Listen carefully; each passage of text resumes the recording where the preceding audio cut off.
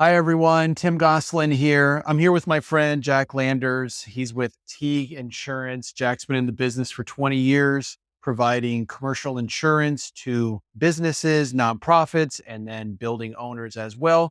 I got a couple of questions I wanted to ask Jack today.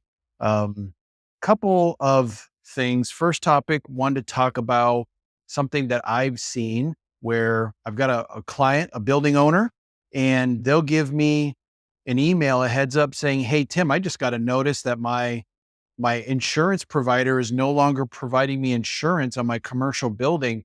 What do I do?" Now, I'm real good in commercial real estate. I'm not necessarily an insurance professional, so I thought this would be a great conversation to have where you can fill in my clients, businesses, building owners with what's going on in the insurance industry. So, with that being said, my question to you, Jack, thanks for coming on. Yep. How should someone respond if they get a notice that their carrier is canceling their property insurance? It's the hot topic. I'm getting those calls daily, unfortunately. You've seen it on the news, you hear about it, and it's real, and it's getting a little uglier out there. And what's driving most of it is a mixture of a lot of things here, especially California. But a lot of it is the increased cost to rebuild these buildings, the proximity to fire zones, brush areas. A lot of the carriers will use these brush maps and say, "Oh, it's too close. We don't want it. Not going to touch it." Labor costs are way up.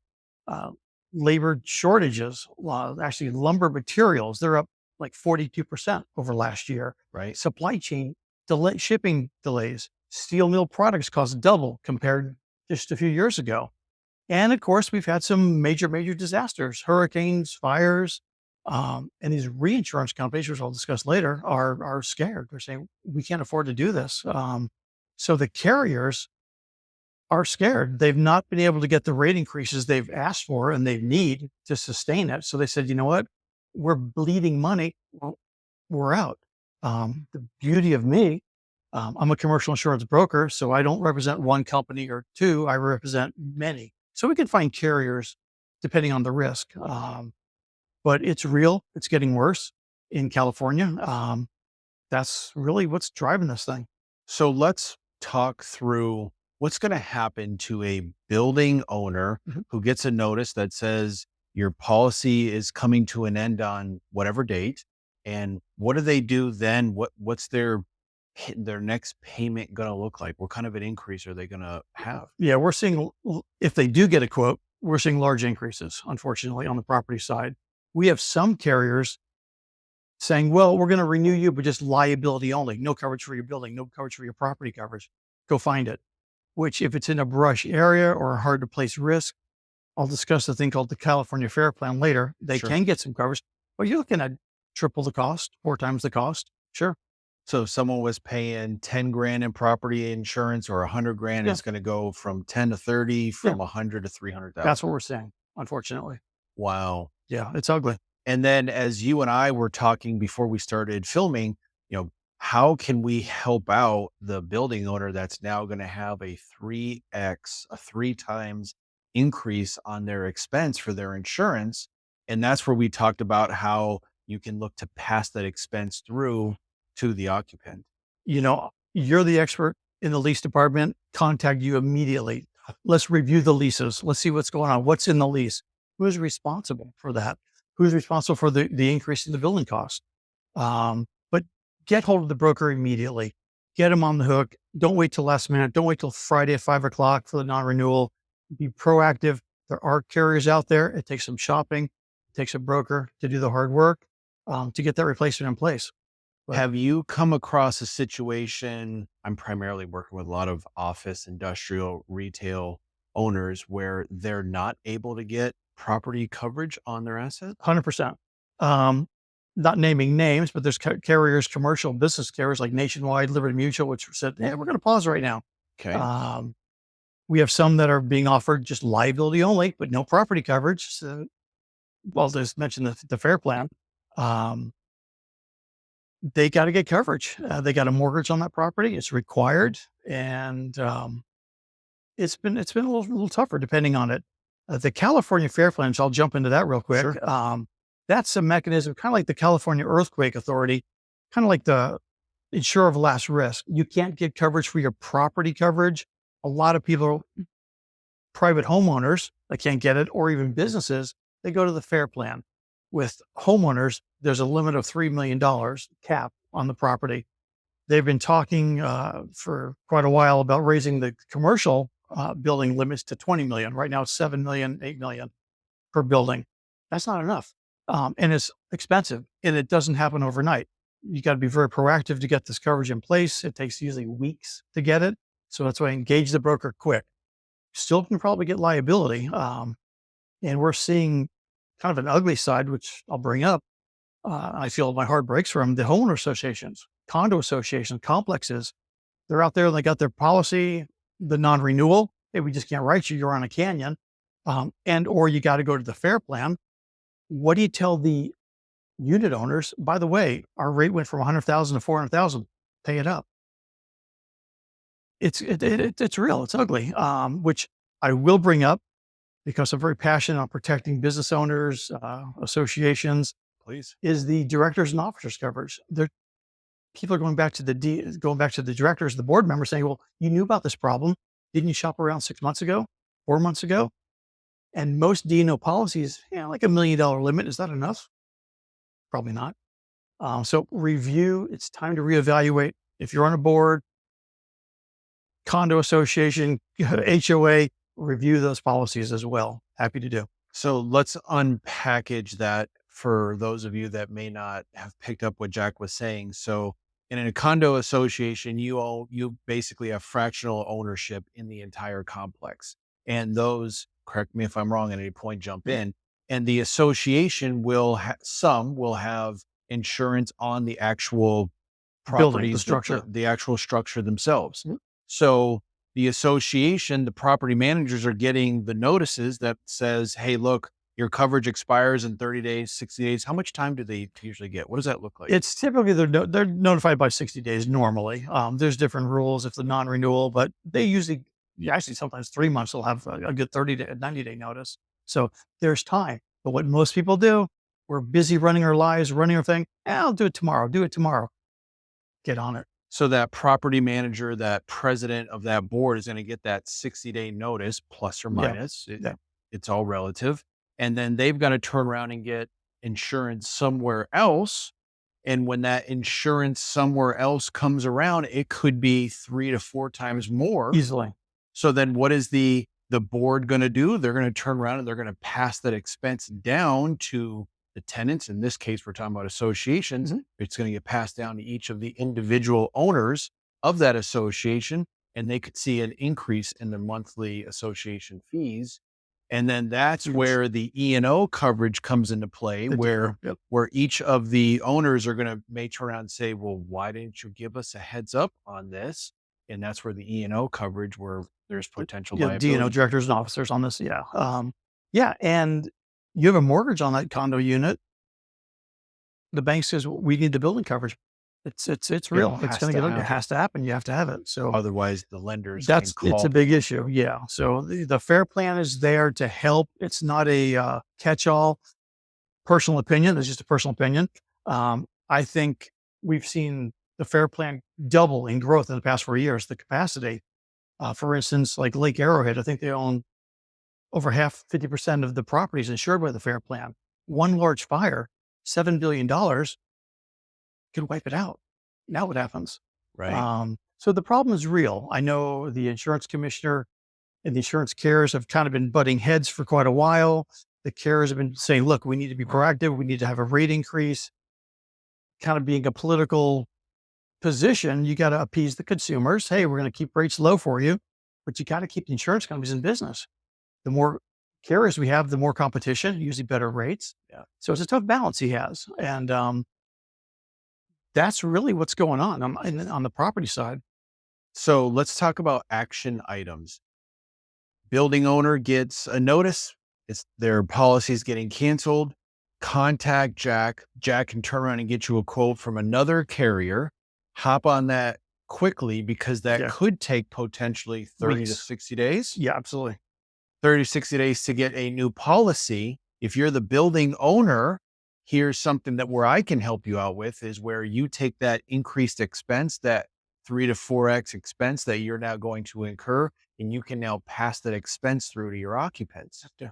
You had mentioned the consumer, and this is where ultimately the consumer is going to come into play is, well, if you're the landlord and you pass the expense through to the occupier, Each the tenant. business, Yeah. then I'm as the CEO of a business, I'm then going to turn around and pass that expense on to my customers, and it's ultimately the customer that pays. It Yeah. always We, flows. we always do. We always do. Yeah. Okay. I know insurance gets a bad rap, but they do a lot of good too. And it's just, we need a better competitive market here in California.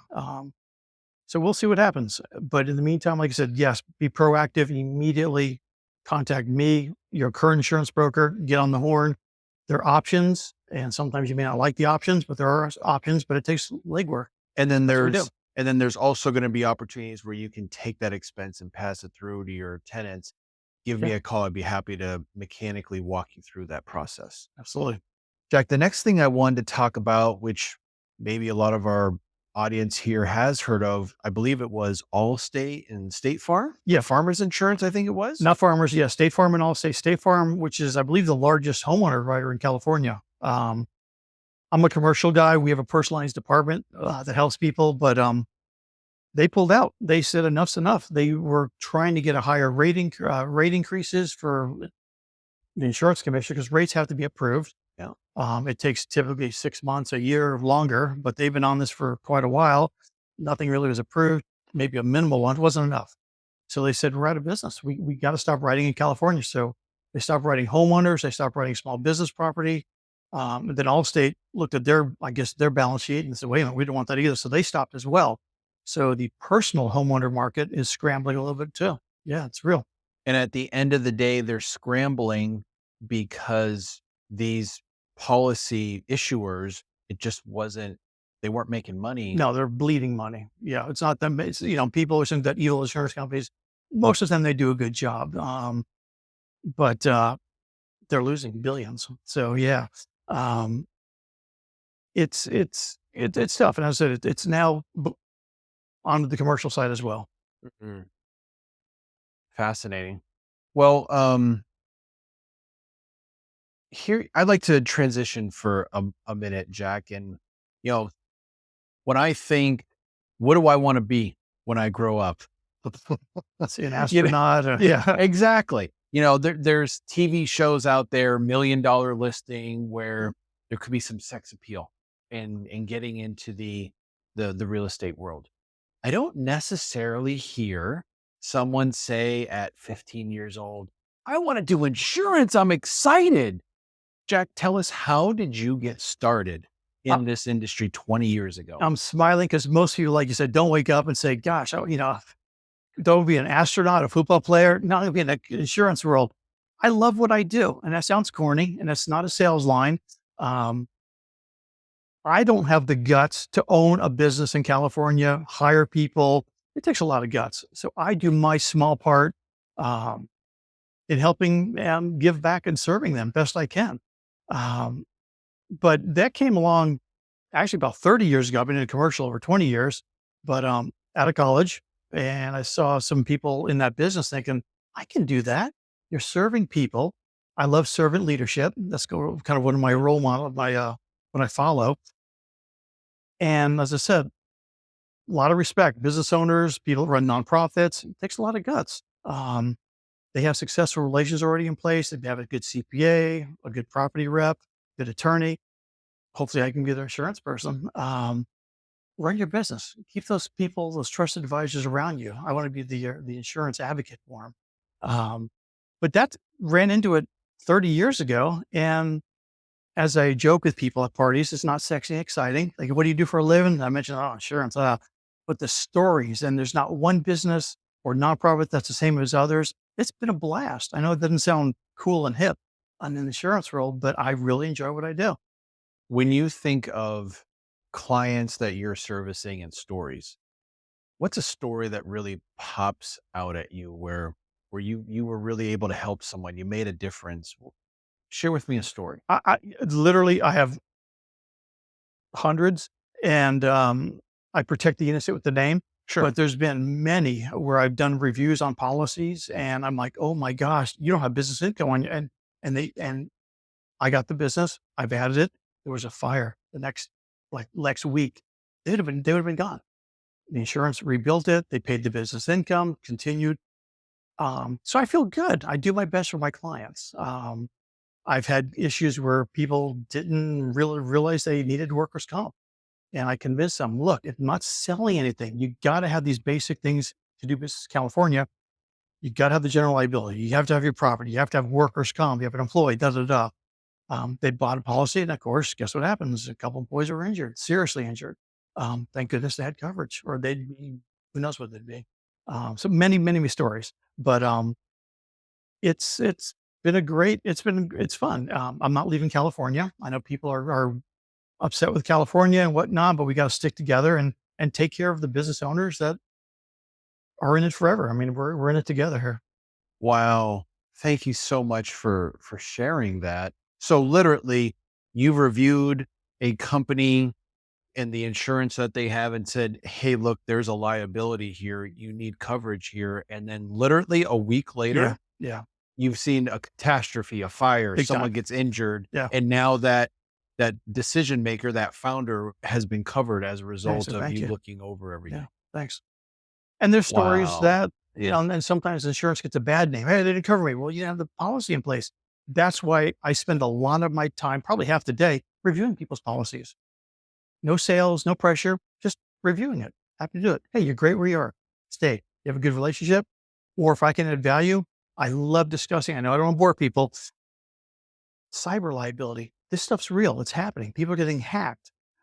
Employment practices. That's like sexual harassment, wrongful termination, all these things nowadays. You have a business in California, these things are real. So I try to educate everyone. These are the policies out there. At least take a good look at them. Mm.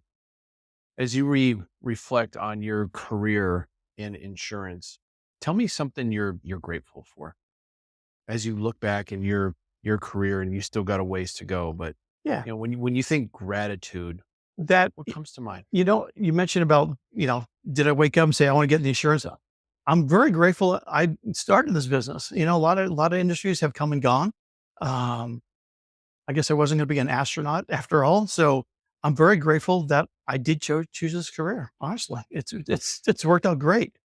It's kind of recession proof. You always have to have insurance, of course. Right.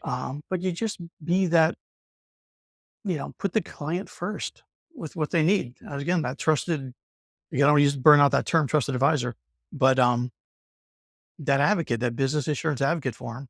And Mm. so, yeah, I sleep good at night knowing I've done my best for them. It's their choice. And it's tough, as I mentioned earlier, and I'll say it 100 times, a lot of respect. You have a business, you have a nonprofit, Yeah. you're running it, you're juggling. Insurance is typically one of the last things they want to talk about. It's like, business expense, but it is an expense. It is real. It is a necessity. And with this property market really turning the world upside down right now, it's real. But we have solutions. Yeah. And I love your thinking about the lease because this is real. We have some Right. shopping centers being non-renewed. Sorry, here's your liability, no property coverage. What's the business owner going to do? He's going to go to the fair plan, but the price is going to be 4 times as much. He's Right. got to pass the cost on. And Kenny, And then I remember, we were talking before we started recording how you've got a client that just decided they weren't going to oh yeah, have property yeah, insurance. And I'm just like, I know quite a few clients where that commercial asset, that is their main and possibly only source of income. And if it goes up in smoke or there's an earthquake or something happens, yeah. that income stream is gone. It's wiped out. And you mentioned the word asset. It's a huge asset. Yeah. Yeah. Wow. So this So is it's a real. really big deal. Yeah. No, I enjoy your time. I enjoy partnering with you. That's one also thing that I do love about this industry. I meet different advisors. I want to be an advocate to my clients. Hey, Mm. Jack, who do you recommend? I have a issue with employment law. Who do you recommend? Or this or that. And so I love working with you because I know you have the same servant leadership attitude, putting the client first. Yeah. So it's great. Jack, Yeah. thanks for your time. Thanks for No, thank you. the conversation. If anyone would like to get plugged in, get some information. If you've gotten one of those notices where you've gotten a policy gonna. that's getting canceled or Yeah. a policy that's expiring, give me a call. I'll be happy to plug you in with Jack. Thanks so much for plugging in. Take care. Great Bye. day. Thank you. Jack. Thanks, bud.